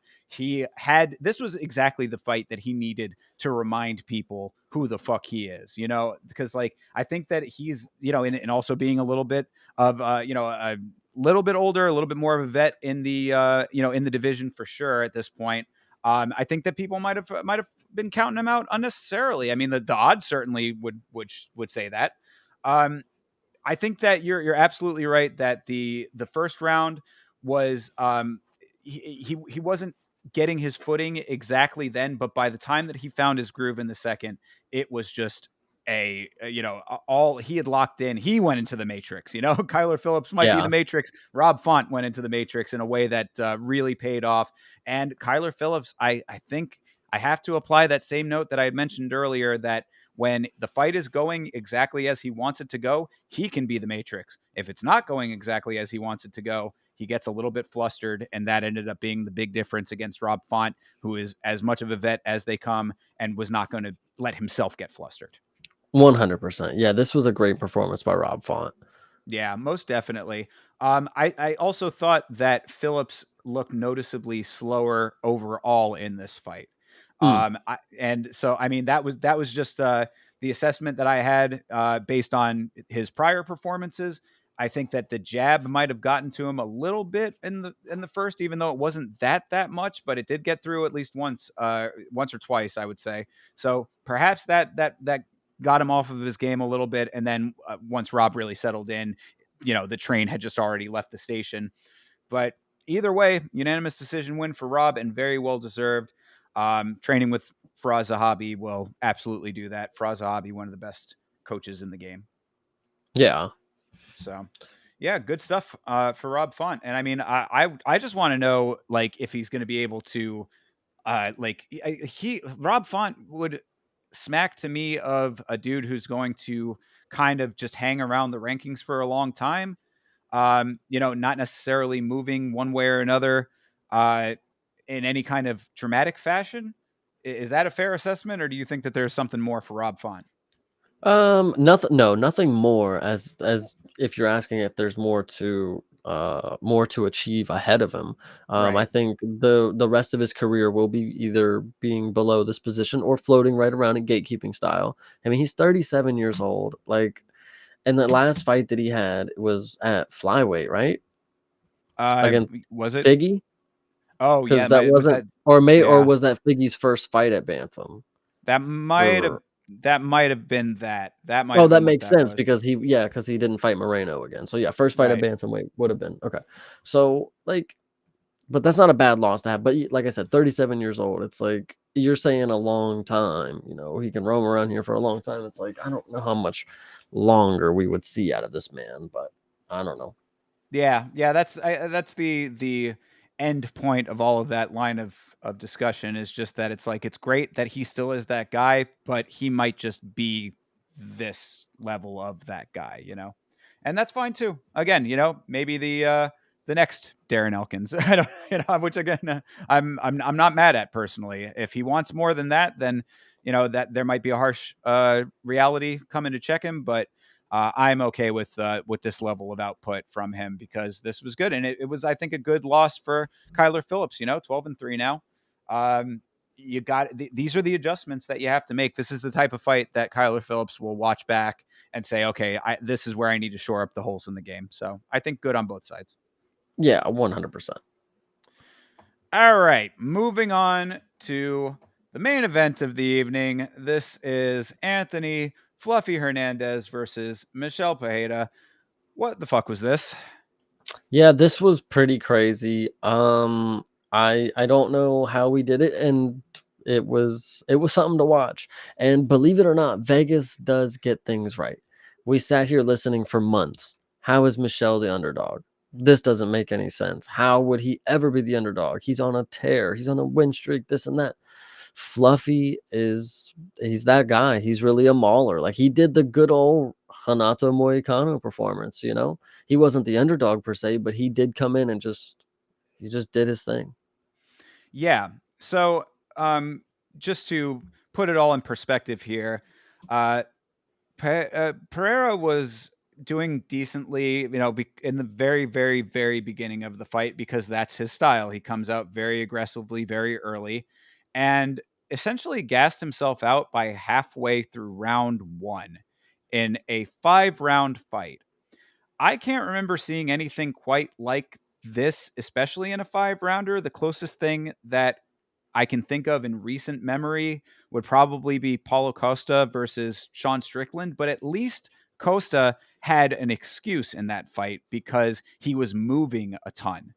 I don't understand how the conditioning of Pereira could have been this bad for a 5-round fight that you knew. I mean, this wasn't short notice. This wasn't something that you weren't that caught you off guard, that you weren't theoretically prepared for. You knew that you had to go 5 rounds with this guy, a guy who obviously has some pretty good wrestling and some decent grappling as well, that is going to be able to stretch you through those 5 rounds if he gets it to the ground, which he ultimately, of course, did because there was nothing in the tank for Pereira. So I was just extremely surprised at the performance of Pereira throughout this entire thing, mostly because, you know, I would have thought that he, like, even if he came out as strong as he did, that there would have been some level of conservation for at least to round 3, to at least the end of round 2. You gassed halfway through the first round of the fight, and then we had to sit there and watch this one-sided affair through the next 4.5 rounds. This was it was almost unreal. It was like being in the Twilight Zone for to an extent. Yeah, it was pretty crazy. I was rooting. Listen, in verdict, I had Anthony Hernandez by decision, and I had 600 XP on it, so I was ready to hit this one. When that fifth round came, and I said, all right, he's just gonna play with his food the entire time. He's not gonna actually finish it off. Pause. And Michelle, he just couldn't do it. I think Herb actually did him a favor because he wasn't gonna stop. Like, even though he was dead tired, getting beat on, and Fluffy just wouldn't sub him out.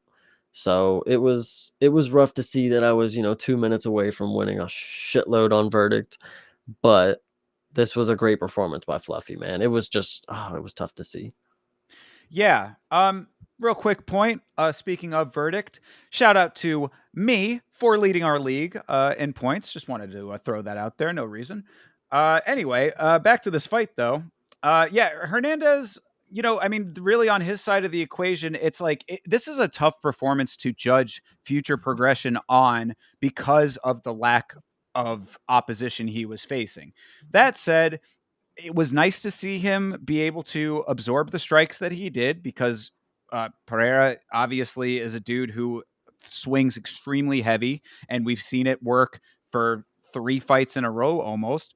But I was like, I did want to make the point that it was, again, very odd to me that just with all this cardio stuff, because we've seen him do all kinds of crazy flippy shit. We've seen him do choreographed dance routines on the way to the cage. And now, I mean, back when he did his last choreographed dance routine, DC made the point that it was like, oh, well, if you go out there now and your cardio is not on point, people are going to be like, wow, did you deplete yourself in the dance? And I was like, that's got to be ridiculous, right? He wasn't actually taking fight level opposition by dancing. But now, I mean, I think that criticism actually holds a little bit more water than I was giving it credit for. If this is the level that he's coming out, in a fight where he really wasn't taking, like, he gassed himself out with no opposition. That's another reason why I wanted to compare it to the Costa fight, was that it was a self-gassing. I mean, like, it was nothing that Hernandez really did in the first round. I mean, like, save for some decent wrestling, a little bit of striking, but not anything that was super noteworthy to the point that it should have done this. So it was really all Pereira. So it was just the whole thing was just a head scratcher. But again, on Hernandez's side, he waited out the early opposition, took the shots like a champ, and then casually strolled through the rest of this fight like he was baking a cake. I mean, that's really no two ways about it. Yeah, it was pretty simple for him. I'll tell you Yeah. that. But I was sitting here thinking like, wow, this is a brutal match, to do this for 5 rounds and then finish it. Like, Yeah. God, that Yeah. that had to be miserable. Well, and there is, I guess, some discussion to be had on the intelligent defense aspect of it. As the fight was stopped late in the fight, after all of what Pereira was having to handle from Hernandez, it could have just been Herb saving him, like you said. I mean, I guess that's probably makes sense. I guess that kind of smacks of the Chris Mutino versus Sean O'Malley to an extent. I mean, it could have probably went to decision if he really, really wanted it to. Again, I guess that's one of those things where it's like, if you're going by the letter of the law, was he still intelligently defending? I'd have to go back and rewatch that exact sequence to see, how he looked at that moment. I don't know, debatable, I guess you could say. Yeah, I can see that. So, the only other notes that I had was that Hernandez did have a few questionable shots. I mean, upon the rewatch, I didn't think that they were so bad that that there really needed to be anything different um, done by the referee, except for the knee that the commentary was saying to the chest. The knee did look like it made some glancing head contact, if it was that, but. There was, a sequence where Pereira was grounded and Hernandez threw a knee that, like I said, commentary said went to the chest, but it looked pretty close. Yeah, I agree. I thought it was definitely a grounded opponent strike. Yeah, it's certainly what it looked like from the angle that we were watching at. Couple eye pokes too. Got a hard warning. Didn't do any after that, so I thought that was a good adjustment. And yeah, Hernandez gets the win. Like I said, I don't think that this is necessarily a great performance to judge future trajectory off of specifically. There are going to be guys who are not going to gas themselves out in round one at middleweight. It's certainly more likely as you get into middleweight territory, but I don't think that it's going to happen quite like that level of implosion that Pereira did to himself. We'll have to see who he gets matched up with next fight to see where the level of confidence is. And then the only other note that I have is that Pereira reminds me of a discount Hanzat. You know, Yeah, one of these guys that comes out super, super aggressive early, and if he doesn't get it finished in those first, 35 to 40 seconds of the fight, it's a whole different fight thereafter. I agree. I 100% agree with you. All right, so that is UFC Fight Night, Hernandez versus Pereira. Overall, you think that your assessment of this card remains the same after we went through all these fights? Pretty decent overall? Yeah, I really Decent like this performances, at card. least? Yeah, Yeah. this one was fun. It was a good listen. I say this all the time. Saturdays is a good time when we just get to sit down and watch some fights. Absolutely. Well, another good time that was had was on Tuesday when we got to watch the last week of the Contender Series for the year. So sad to see the Contender Series go because this was a really fun Contender Series set of weeks that we had, set of cards. All like, I mean, there were a couple of individual fights that didn't live up to the reputation of the Contender Series, but overall, I'd say that this was 10 weeks of some really entertaining fighting. So we're here on week 10 to round out season 8. What did you think of this week of fights? The last week of fights, I thought they were fine. I mean, just like any other week, I wish I could have caught them live because it really just doesn't hit the same. So rewatching them earlier today, I don't there's really just not much that I can say just because I don't have the hype of being in the moment with you guys. So like it was fine. It was okay. Yeah, I feel you. Hopefully next year you'll be able to catch them live. See if we can make that happen. But regardless, in the moment, outside of it, I think that these fights were definitely this card specifically had both of what you want on the Contender Series. You had standout performances for individual fighters, and when they were close fights, they were really, really good close fights. So I was happy with this week as the finale of the season. So let's start it off with the first fight on the card. This was Mohamed Ado versus Jonathan Mikhailov, I believe is how you say those names. What'd you think? I thought this one was kind of a crazy, sequence, especially in the first round with two guys that when I'm listening to the stories, they sound like they got a lot to fighting for, especially my guy coming out of a country that we don't have many fighters coming from. And Jonathan really was just able to sink in a crazy submission, choked him unconscious. Like it was pretty crazy, not gonna lie. Yeah, absolutely. Yeah, that is in the notes here. Is that Otto is from Niger? He would be the only fighter on the roster from Niger had he won. Sadly, that was not the case, but that's because Mikhailov utilized his body weight extremely nicely in the clinch. Ended up rolling that through, and he wasn't gonna let himself get trapped on the ground. Um, Otto kept the control for the through that transition into the ninja choke that he had for a second there. Didn't let that deter Mikhailov either.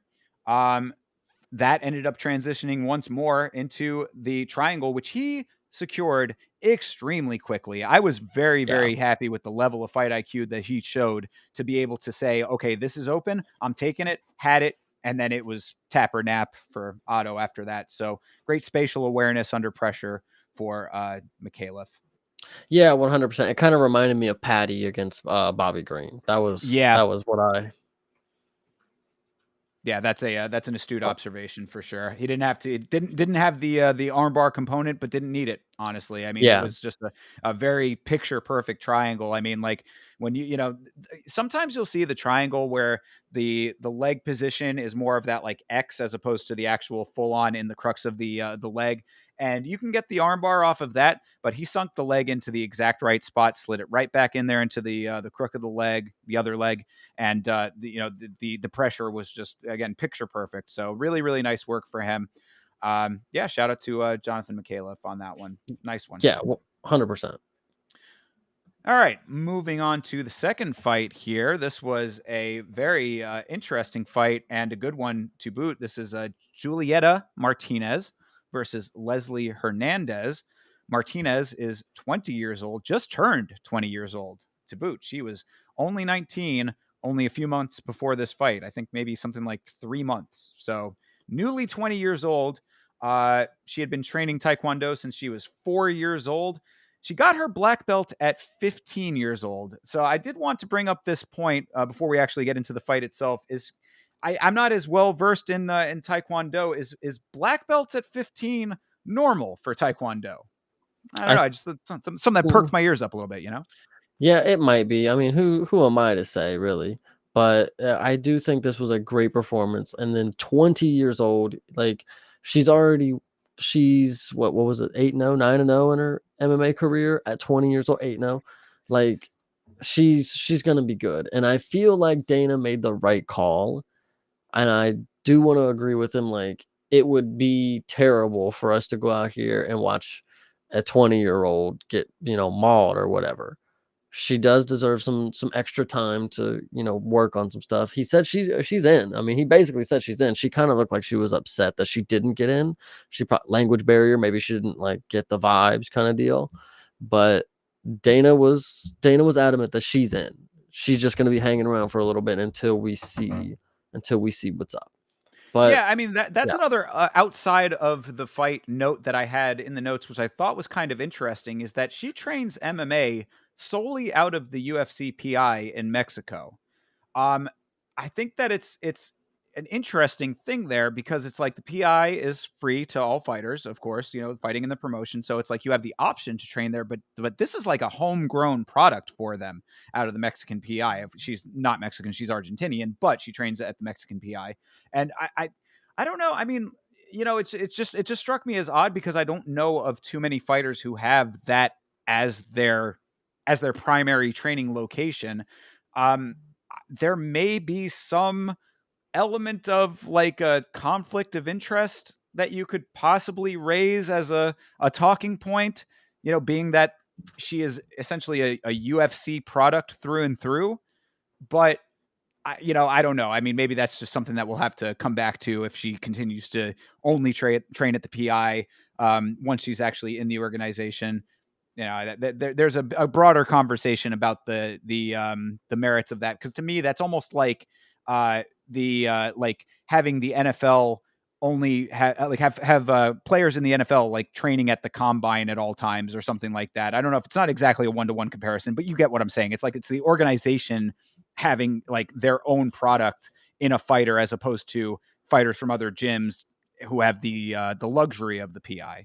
So just Yeah, an interesting I note. I I actually thought you were gonna bring up the point that, she got a contract, but she didn't get a contract, but she's gonna be around, like Right. I that mean, that that is also goes to that kinda point. You're right. Yeah. yeah. So it's kinda a little scandalous that just because it's the UFC's, baby right now, it's like, yeah, she's gonna be in the UFC. We're just gonna give her a few more years, but she's good. She's Right. good to go. She Yeah. I proved mean, that she will be fine. Sure, yeah, and but you're exactly right. I mean, that does go to the exact same point. It's like, okay, yeah, you didn't get the win, and as Chase alluded to here, she did not get a contract, but she's essentially just going to be kept at the PI for more further training to get her to the point. She will absolutely be in the UFC. There's no question about that. She looked really, really good in this fight. She did not get the finish in the fight. It ended up being a split decision. Um, she ended up getting the win. So I can understand not giving her the contract based on those factors. Also, the age, of course, as we had mentioned. But that does go back to what we were just talking about. Yeah, it's a little bit odd that it's like you didn't get the contract, but we're just going to continue to mold you in the UFC incubator, so to speak, and then have you as our fighter once you're ready for it. Just seemed a little bit odd to me, but we'll see how much of a factor that plays going forward, I guess. Yeah, I mean, I will say she's very skilled though. She's very skilled for being 20 years old. She knows how to throw her limbs.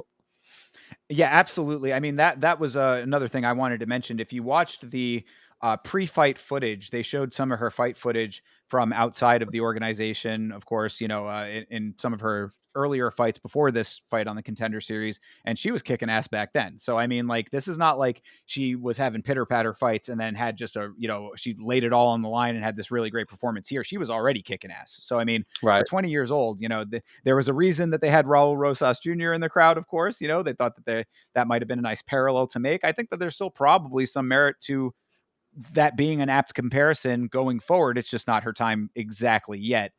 Had she gotten the finish, that this would be a whole another conversation, of course. But yeah, right call being made. And I also wanted to say that all of the notes that we're talking about are all on the Martinez side of the equation because of the win and the age factor and all that.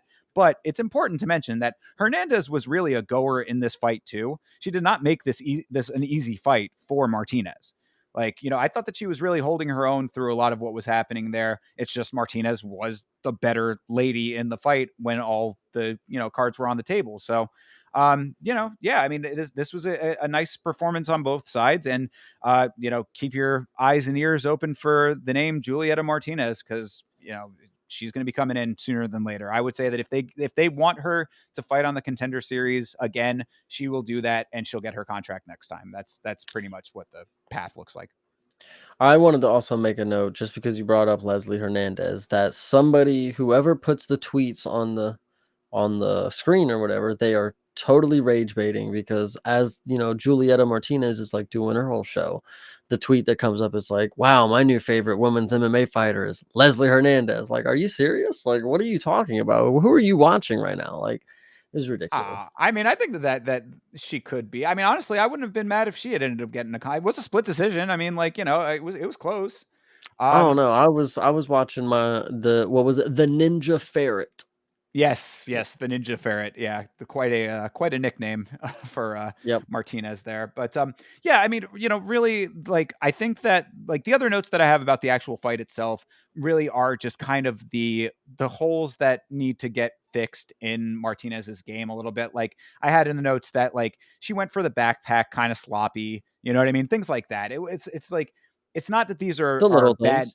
Yeah, right, exactly. It's not that they're bad decisions. It's just that she's fucking 20. I mean, like, this is all new to her, everything. And that kind of also goes to what you were saying about her body language when she didn't end up getting the contract. It's like, yeah, she might have thrown a little bit of a little bit of a tantrum, not a tantrum, that is extreme, but she was noticeably upset. Again, she's a 20-year-old girl. I mean, this girl is not even legally able to drink in the United States, and she's already talking about entering the highest level of MMA. So, I mean, all of these things I think are notes that are going to over time become less apparent, and that she's going to get herself well fixed up, well tuned up to be ready to face the opposition that she's coming back against. And I mean, I yeah, that's really all that I have to say about Martinez in that regard. And I mean, just on the Hernandez side, one last note is that for Hernandez being a boxing champ, I think it was really good. It was a really good approach by Martinez's team, whoever that may be. I guess Dom Cruz was in her corner.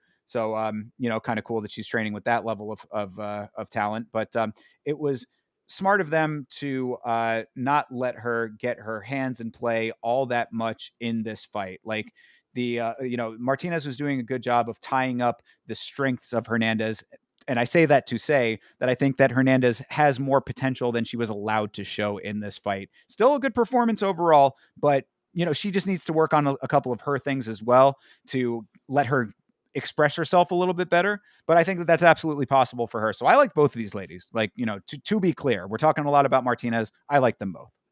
Yeah, okay, I can see it. Yeah, 100%.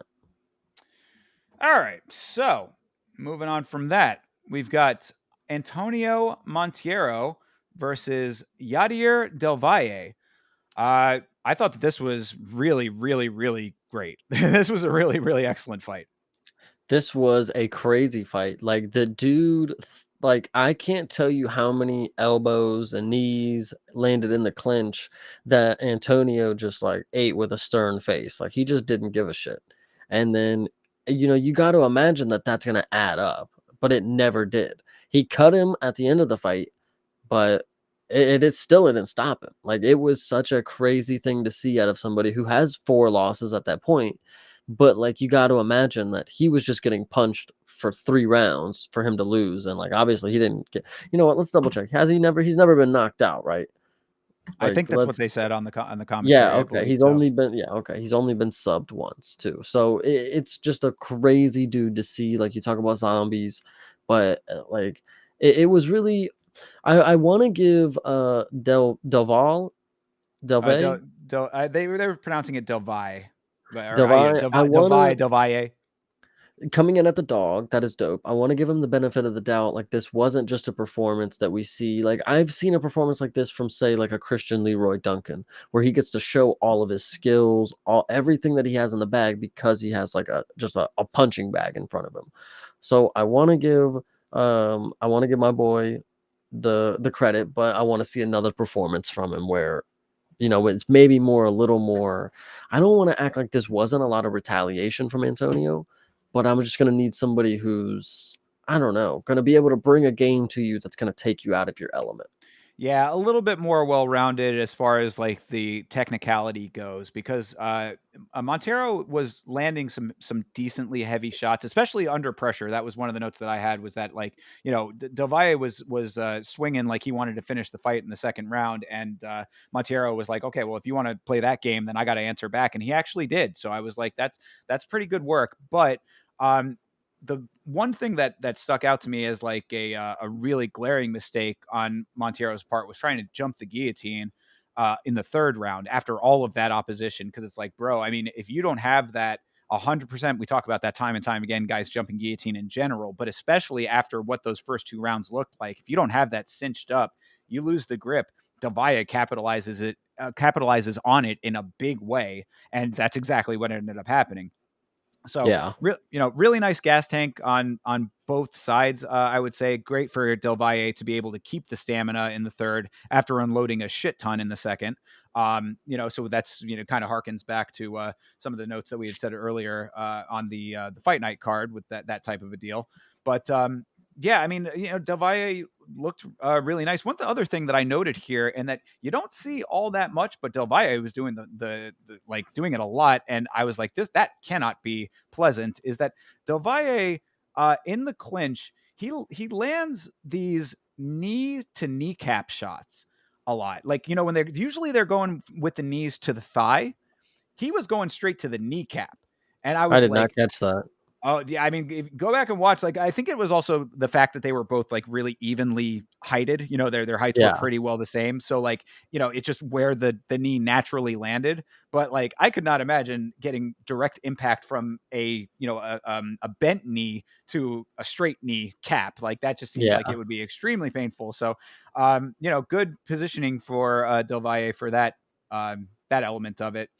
Um, yeah, I mean, this was a good unanimous decision win for Del Valle, and a guy who, he bought the food truck with his wife after both of them were working at Burger King. So, that's some American dream shit right there. He came from Cuba to Mexico to the United States. I mean, this is a story that you can get behind on top of a good performance. I was happy with Del Valle's performance overall. Yeah, 100%. So nice stuff. All right. So moving on to Louis Garule versus Nick Piccinini. Nick Piccinini, of course, a person we saw earlier on this season of the Contender Series. He is coming back for his second go around, and Gurule was on 1 week's notice taking this fight. So pretty impressive. What I want to say is that Piccinini did not, in my opinion, the first fight that he had on the Contender Series, I thought that he lost. I thought Jack Duffy won. And then this one, I go into the fight and it's a little slow starting off. So I'm sitting here streaming and I question myself. I don't want to watch this because I already know this dude lost to what I would assume somebody who I would say would make the cut. And he already lost to that person. So did they give him an opponent who's not as good so he can, just win on the Contender Series? Or am I going to see him and still be unimpressed? I'd take a lot back. Piccinini did bring a lot more that second and third round, but how do you say his last name? What was it? Garuli? Yeah, Gurule or Gurule. Garule. He's a dog. He did bring it, and he did bring some exciting factors. And I think the tattoo that he had, it had to have taken days. And my thing is like the thing that I wanted to say about the tattoo. You have to have really good money for something like that. No way you take so much time to get a tattoo that big done and you pay for some cheap artists or whatever. But like that is just such a crazy tattoo because it goes from arms to back. Like anyway, he was good and I think he deserves his spot. So shout out to him. Fair enough. I mean, on the note of tattoos, he also has a Misfits logo on his forearm, which I was like, dope. And if you noticed, I don't want to speak out of pocket, but his lady is kind of a goth chick. So it would seem to me that Louis Garule is a little bit of a metalhead, a little bit into the the heavier music and that kind of stuff. So I fuck with that. Um, in the fight, I definitely saw what you saw in Piccinini. This was a better performance for him overall. He was certainly trying to make this thing go his way, and he relies so heavily on his wrestling and his grappling that it just didn't look like he had much else. I mean, that was my biggest note. Unfortunately, was that like you need to have the full bag of tricks when one thing is not going your way because Brule was really composed. That was the biggest, like on the Contender Series, you never know what you're getting with these guys. I mean, like sometimes they come in, they're, the nerves are there. It's extremely jittery. Like Grule, I'm talking about, of course, stayed very cool throughout all of the exchanges that Piccinini was trying to initiate. He didn't allow himself to get subbed when Piccinini got him down in the first round, almost took his back, didn't let that happen, stayed cool throughout all of that. The scrambles in the second round were really nice for Gurule. So, I mean, like, he knows his defense really well. And so on Piccinini's side, if it's not going your way and you don't have the striking to make that competitive, then this is unfortunately the type of fight that you end up in. So it's not the worst performance for Piccinini on the planet, but Gurule just had the skill set that was able to counteract what he was doing. I thought it looked really good. I feel bad because, like I said, Piccinini didn't impress me that first matchup. This one, I saw UFC level competitiveness. The skill Right. set maybe is not there yet, but he did show that he wants to be there, and maybe one day we'll see him fill in. Yeah, that's an accurate assessment of it. Is the competitiveness and the drive more so than the full on technical skill set. But I mean, good on him for it because I mean, this taking it to another decision. I mean, it's not like he let himself get finished. So obviously he's in it he's in it for the long haul, and he's trying up until the bell. Yeah, I mean, I just think that this ended up being the right decision in the end. It was a close fight. I mean, it wasn't one-sided by any respects. That's why I was saying when we started the Contender Series portion of this stream, this is the type of fight that you want to see if it's going to be close. Both guys really going for it, and for a 1 week notice fight on Grule's part, he was in Vegas to corner Brendan Royval in their fight, or in Royval's fight against Tyra, I should say. He was there for that and took this fight, basically right after that. I think that it really couldn't have gone better for him in that regard. I mean, a finish would have been nice, of course, but if it was going to be this kind of fight, I thought that it was a really decent display for Gruel. 100%. All right. So nice work there.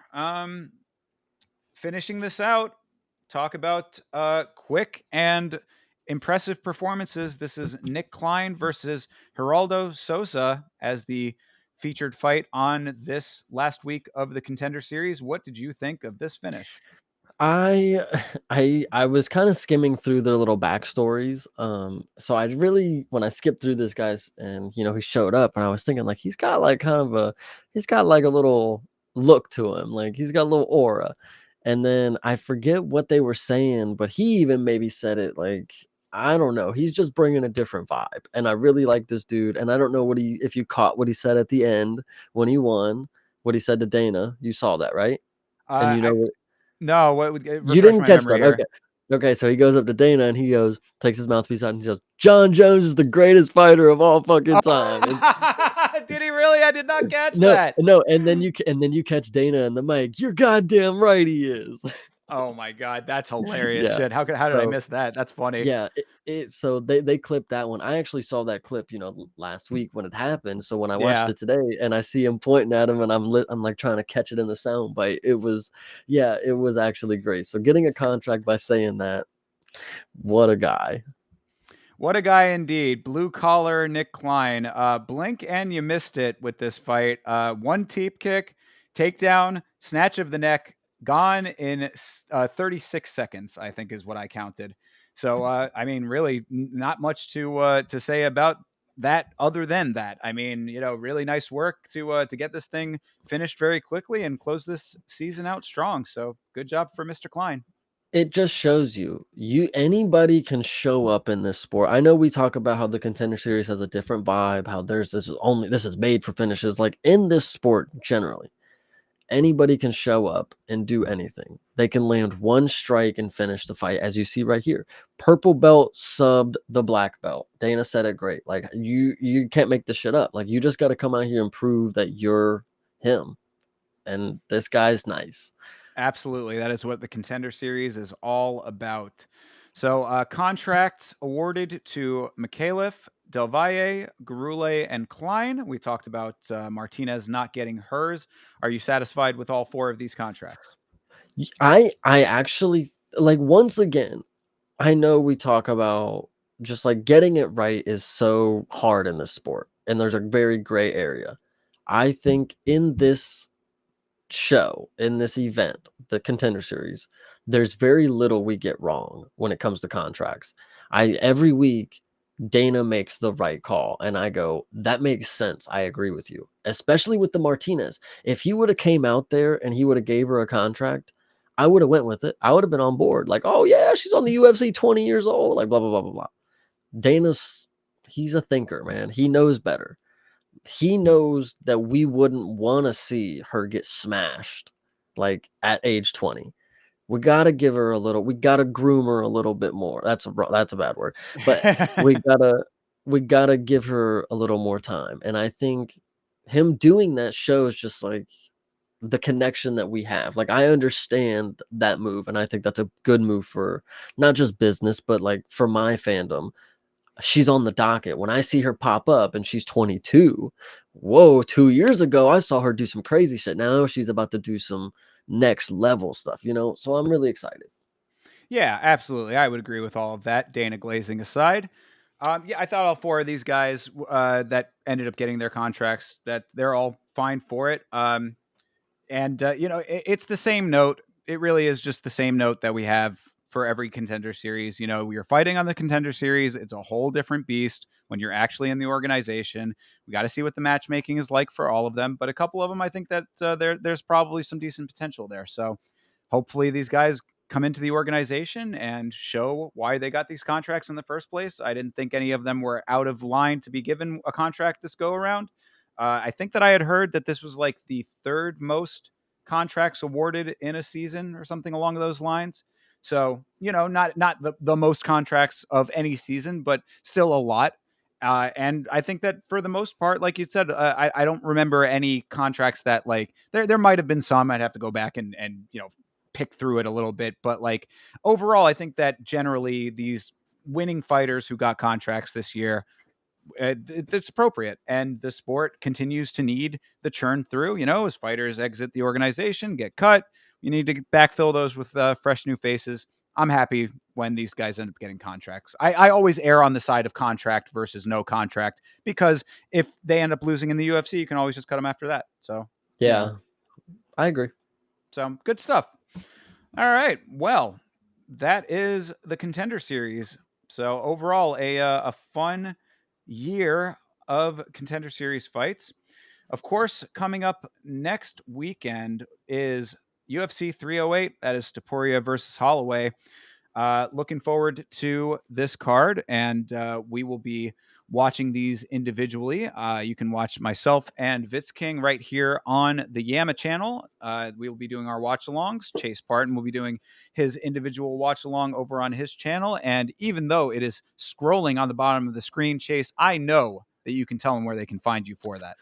They will be able to find me streaming on Saturdays when the UFC has events and random days in between that on youtube.com/@CPSmalls. And if you want some Twitter insights or me just trying to harass other fighters, you can find me on Twitter. Oh wait, I already said Twitter. Yeah, Twitter. @CreativePlayer. Yeah. Or no, @CreativeParton. I don't even know. Twitter.com/@CreativeParton. PARTIM. That's it.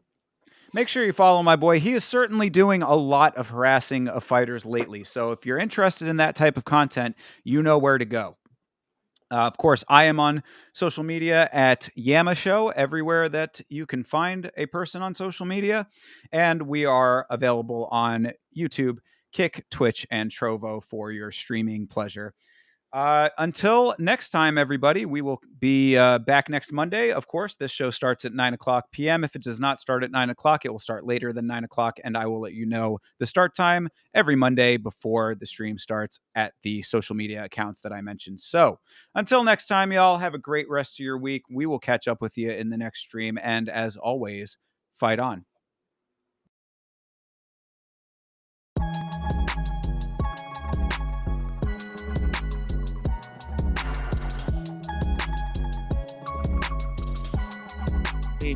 DWCS.